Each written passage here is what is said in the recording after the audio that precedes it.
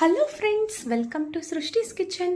ಇವತ್ತಿನ ರೆಸಿಪಿಯಲ್ಲಿ ಈ ಭಾನುವಾರದ ಸ್ಪೆಷಲ್ ಮಟನ್ ಕರಿ ಹೇಗೆ ಮಾಡೋದಂತ ನೋಡಿಸ್ತಾ ಇದ್ದೀನಿ. ಅಂದರೆ ಮಟನ್ ಸಾರು ನಮ್ಮ ಮನೆ ಸ್ಟೈಲಲ್ಲಿ ನಾವು ಹೇಗೆ ಮಟನ್ ಸಾರು ಮಾಡ್ತೀವಿ ಅನ್ನೋದು ಈ ವಿಡಿಯೋದಲ್ಲಿ ನಾನು ಇವತ್ತಿನ ದಿನ ನೋಡಿಸ್ತಾ ಇದ್ದೀನಿ. ನನ್ನ ಚಾನಲ್ ಯಾರೆಲ್ಲ ಫಸ್ಟ್ ಟೈಮ್ ನೋಡ್ತಾ ಇದ್ದೀರಾ, ಲೈಕ್ ಮಾಡಿ, ಶೇರ್ ಮಾಡಿ, ಸಬ್ಸ್ಕ್ರೈಬ್ ಮಾಡಿ. ಈ ಮಟನ್ ಕರಿ ಮಾಡಲಿಕ್ಕೆ ಬೇಕಾಗಿರೋ ಇಂಗ್ರೀಡಿಯೆಂಟ್ಸ್ ಏನು, ಇದರ ತಯಾರಿ ವಿಧಾನ ಏನು ಎಲ್ಲ ಈ ವಿಡಿಯೋದಲ್ಲಿ ನಾವು ನೋಡೋಣ ಬನ್ನಿ.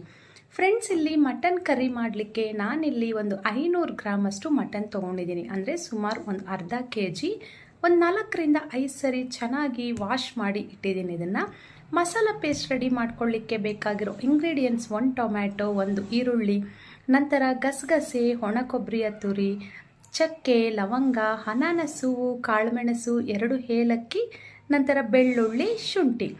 ಮೊದಲಿಗೆ ಇಲ್ಲಿ ನಾವು ಮಸಾಲ ಪೇಸ್ಟ್ ರೆಡಿ ಮಾಡ್ಕೊಳ್ಳೋಕೆ ಮೊದಲೇ ನಾವಿಲ್ಲಿ ಒಂದು ಕುಕ್ಕರ್ಗೆ 1 ಟೀ ಸ್ಪೂನ್ ಎಣ್ಣೆ ಸೇರಿಸ್ಕೊಂಡು 2 ಲವಂಗ, 1 ಚಕ್ಕೆಯನ್ನು ಹಾಕಿ ಸಣ್ಣದಾಗಿ ಹಚ್ಚಿಟ್ಕೊಂಡಿರೋ ಅಂಥ 1 ಈರುಳ್ಳಿ, 2 ಹಸಿರು ಮೆಣಸಿನ್ಕಾಯಿ ಸೇರಿಸ್ಕೊಂಡು ಸ್ವಲ್ಪ ಫ್ರೈ ಮಾಡ್ಕೊಳ್ತಾ ಇದ್ದೀನಿ.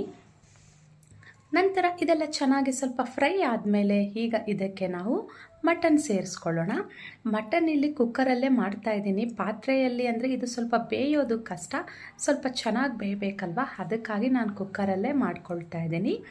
ಈಗ ಈರುಳ್ಳಿ ಸ್ವಲ್ಪ ಫ್ರೈ ಆದಮೇಲೆ ಅದಕ್ಕೆ ಈ ಮಟನ್ನ ಸೇರಿಸ್ಕೊಂಡು ಚೆನ್ನಾಗಿ ಎಲ್ಲ ಮಿಕ್ಸ್ ಮಾಡ್ಕೊಳ್ಳೋಣ. ಎಲ್ಲ ಎಣ್ಣೆಯಲ್ಲೆಲ್ಲ ಹೊಂದ್ಕೊಳ್ಳೋ ಥರ ಮಿಕ್ಸ್ ಮಾಡ್ಕೊಳ್ಳೋಣ. ಇದಕ್ಕೆ ಎಣ್ಣೆ ಸುಮ್ಮನೆ 1 ಟೀ ಸ್ಪೂನ್ ಸಾಕಾಗುತ್ತೆ ಫ್ರೆಂಡ್ಸ್. ಇದರಲ್ಲೇ ಎಣ್ಣೆ ಎಲ್ಲ ಬಿಡುತ್ತೆ, ಅದಕ್ಕಾಗಿ ಎಣ್ಣೆ ಏನು ಜಾಸ್ತಿ ಹಾಕೋ ಅವಶ್ಯಕತೆ ಏನೂ ಇಲ್ಲ ಇದಕ್ಕೆ. ಇದೆಲ್ಲ ಒಂದು ಸ್ವಲ್ಪ ಚೆನ್ನಾಗಿ ನೀರು ಬಿಡೋವರೆಗೂ ಸ್ಟವ್ ಲೋ ಫ್ಲೇಮಲ್ಲೇ ಇಟ್ಕೊಂಡು ಬೇಯಿಸ್ಕೊಳ್ಳೋಣ. ಹಾಗೆ 1 ಚಿಟಿಕೆಯಷ್ಟು ಅರಿಶಿನ ಪುಡಿನ ಸೇರಿಸ್ಕೊಳ್ಳಿ. ರುಚಿಗೆ ತಕ್ಕಷ್ಟು ಉಪ್ಪನ್ನು ಸಹ ಇದಕ್ಕೆ ಹಾಕ್ಕೊಳ್ಳಿ. ನಿಮ್ಮ ರುಚಿಗೆ ತಕ್ಕಷ್ಟು ಉಪ್ಪನ್ನು ಹಾಕಿ ಸ್ಟವ್ ಲೋ ಫ್ಲೇಮಲ್ಲೇ ಇಟ್ಕೊಂಡು ಇದನ್ನು ಒಂದು ಕಡೆ ಬೇಯಲಿಕ್ಕೆ ಇಡೋಣ. ಇದರಲ್ಲಿರೋ ನೀರಿನಂಶ ಎಲ್ಲ ನೀಟಾಗಿ ಹೊರಬರೋವರೆಗೂ ಇದು ಬೇಯ್ತಾ ಇರಲಿ. ಅಷ್ಟರಲ್ಲಿ ನಾವು ಮಸಾಲ ಪೇಸ್ಟನ್ನು ರೆಡಿ ಮಾಡ್ಕೊಳ್ಳೋಣ. ಈಗ ಮಸಾಲ ಪೇಸ್ಟನ್ನು ರೆಡಿ ಮಾಡ್ಕೊಳ್ಳಿಕ್ಕೆ ಒಂದು ಪ್ಯಾನ್ ಇಟ್ಕೊಂಡು 1 ಟೀ ಸ್ಪೂನ್ ಎಣ್ಣೆ ಸೇರಿಸ್ಕೊಳ್ತಾ ಇದ್ದೀನಿ. ಎಣ್ಣೆ ಬಿಸಿ ಆದಮೇಲೆ ನಿಮಗೆ ಆಗಲೇ ನೋಡಿಸಿದ್ನಲ್ಲ ಸ್ಪೈಸಿ ಮಸಾಲ ಐಟಮ್ಸ್ ಎಲ್ಲ ಇದಕ್ಕೆ ಸೇರಿಸ್ಕೊಳ್ತಾ ಇದ್ದೀನಿ. 1 ಟೀ ಸ್ಪೂನಷ್ಟು ಕಾಳುಮೆಣಸು, ಚಕ್ಕೆ, ಲವಂಗ, 1 ಅನಾನಸು, ಮರಾಠೆ ಮೊಗ್ಗು, ನಂತರ 2 ಏಲಕ್ಕಿ. ಈಗ ಇದಕ್ಕೆ ಕಟ್ ಮಾಡಿಟ್ಕೊಂಡಿರೋ ಅಂಥ ಈರುಳ್ಳಿ ಮತ್ತು ಟೊಮೆಟೊವನ್ನು ಸಹ ಸೇರಿಸ್ಕೊಂಡು ಈಗ 1 ಬೆಳ್ಳುಳ್ಳಿ, 1 ಇಂಚಷ್ಟು ಹಸಿ ಶುಂಠಿ ತೊಗೊಂಡಿದ್ದೆ ನಾನು. ಈ ಮಟನ್ ಸಾರಿಗೆ ಸ್ಪೈಸಿ ಅನ್ನೋದು ಸಹ ಹೆಚ್ಚಾಗಬಾರ್ದು, ಅಷ್ಟು ಟೇಸ್ಟ್ ಬರಲ್ಲ, ಇದಕ್ಕೆ ಲಿಮಿಟಾಗೇ ಇರಬೇಕು. ಈಗ ಇದನ್ನೆಲ್ಲ ಸ್ಟವ್ ಲೋ ಫ್ಲೇಮಲ್ಲಿ ಇಟ್ಕೊಂಡು ಚೆನ್ನಾಗಿ ಇದನ್ನು ಫ್ರೈ ಮಾಡ್ಕೊಳ್ಳೋಣ. ಈಗ ಟೊಮೆಟೊ ಎಲ್ಲ ಸಾಫ್ಟ್ ಆಗಿದೆ. ಈಗ ಸ್ಟವ್ ಆಫ್ ಮಾಡಿದ್ದೀನಿ. ಸ್ಟವ್ ಆಫ್ ಮಾಡಿದ ನಂತರ 1 ಟೇಬಲ್ ಸ್ಪೂನಷ್ಟು ಗಸಗಸೆ, 1 ಟೇಬಲ್ ಸ್ಪೂನಷ್ಟು ಒಣ ಕೊಬ್ಬರಿಯ ತುರಿ, ನಂತರ ಒಂದು ಸ್ವಲ್ಪ ಕೊತ್ತಂಬರಿ ಸೊಪ್ಪನ್ನು ಇದಕ್ಕೆ ಸೇರಿಸ್ಕೊಳ್ತಾ ಇದ್ದೀನಿ. ಸ್ಟವ್ ಆಫ್ ಮಾಡಿದ್ಮೇಲೆ ನಾನು ಗಸಗಸೆ, ಒಣ ಕೊಬ್ಬರಿ ತುರಿ, ಕೊತ್ತಂಬರಿ ಸೊಪ್ಪು ಸೇರಿಸಿದ್ದೀನಿ. ಆ ಬಿಸಿಗೆ ಇದೆಲ್ಲ ಸ್ವಲ್ಪ ಸಾಫ್ಟ್ ಆಗುತ್ತೆ. ಈಗ ಅದು ತಣ್ಣಗಾದ್ಮೇಲೆ ನೋಡಿ ಈ ರೀತಿಯಾಗಿ ಪೇಸ್ಟ್ ಮಾಡಿ ಇಟ್ಟಿದ್ದೀನಿ. ಮಸಾಲ ಪೇಸ್ಟ್ ಅಂತೂ ನಮಗೆ ಇಲ್ಲಿ ರೆಡಿ ಆಯಿತು. ಅಷ್ಟರಲ್ಲಿ ನೋಡಿ ಫ್ರೆಂಡ್ಸ್, ಇದು ಮಟನ್ನಲ್ಲಿರೋ ನೀರೆಲ್ಲ ಬಿಟ್ಟು ನಮಗೆ ಇಲ್ಲಿ ಇದು ಕುಕ್ಕರಲ್ಲಿ ಇದ್ದಿದ್ದ ಐಟಮ್ ಸಹ ನಮಗೆ ಚೆನ್ನಾಗಿ ರೆಡಿಯಾಗಿದೆ. ಈಗ ಇದಕ್ಕೆ ನಾವು ರುಬ್ಬಿಟ್ಕೊಂಡಿರೋವಂಥ ಮಸಾಲ ಪೇಸ್ಟನ್ನು ಸೇರಿಸ್ಕೊಳ್ಳೋಣ.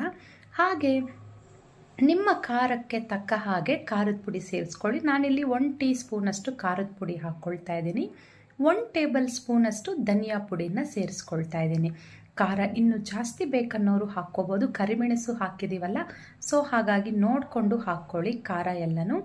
ಈಗ ಇದನ್ನೆಲ್ಲ ಚೆನ್ನಾಗಿ ಈ ರೀತಿಯಾಗಿ ಮಿಕ್ಸ್ ಮಾಡ್ಕೊಳ್ತಾ ಇದ್ದೀನಿ. ಮಿಕ್ಸ್ ಮಾಡ್ಕೊಂಡಿದ ನಂತರ ಈಗ ಇದಕ್ಕೆ ನಾವು ನೀರನ್ನು ಸೇರಿಸ್ಕೊಳ್ಳೋಣ. ನೀರು ಇಲ್ಲಿ ತುಂಬಾ ಏನು ಹಾಕಬೇಡಿ ಫ್ರೆಂಡ್ಸ್. ನಾನಿಲ್ಲಿ ಒಂದು ಅರ್ಧ ಲೀಟ್ರಷ್ಟು ಹಾಕಿದ್ದೀನಿ. ರುಬ್ಬಿ ಇಟ್ಕೊಂಡಿದ್ವಲ್ಲ ಜಾರು, ಅದೇ ಜಾರಿಗೆ ನೀರನ್ನು ಸೇರಿಸ್ಕೊಂಡು ಒಂದು ಅರ್ಧ ಲೀಟ್ರಷ್ಟು ನೀರನ್ನು ಹಾಕಿದ್ದೀನಿ. ನೋಡಿ ಫ್ರೆಂಡ್ಸ್, ನಾನು ಈ ಹದದಲ್ಲಿ ಇದೆ. ಈಗ ಇದನ್ನು ನಾವು ಮುಚ್ಚಿಟ್ಬಿಡೋಣ. ಕುಕ್ಕರ್ ಮುಚ್ಚಳ ಕ್ಲೋಸ್ ಮಾಡಿ ಒಂದು 5ರಿಂದ 6 ವಿಜಿಲ್ ಕೂಗಿಸ್ಕೊಳ್ಳೋಣ. ಅದು ನೀವು ತಗೊಳ್ಳೋ ಮಟನ್ ಮೇಲೆ ಡಿಪೆಂಡ್ ಆಗಿರುತ್ತೆ.